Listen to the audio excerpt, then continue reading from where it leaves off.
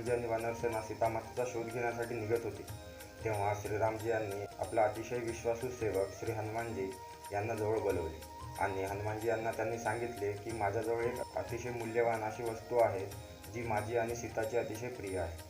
त्यांनी हनुमानजींना सीतामातेने दिलेली अंगुठी दिली आणि हनुमानजींना सांगितले, जेव्हा सीतामाता तुम्हाला दिसेल तेव्हा ही अंगुठी तुम्ही त्यांना द्या आणि ते पूर्ण काही ओळखून घेतील आणि पूर्ण जाणून घेतील.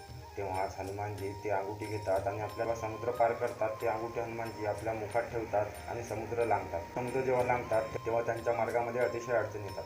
त्यांच्या मार्गामध्ये सुमेरू पर्वत येतो, पण हनुमानजी तेथे विश्रांती वगैरे करत नाही. सर्व देवतागणसुद्धा हनुमानजींची परीक्षा घेण्यासाठी असुर पाठवतात, पण हनुमानजी कुठेही थांबत नाही.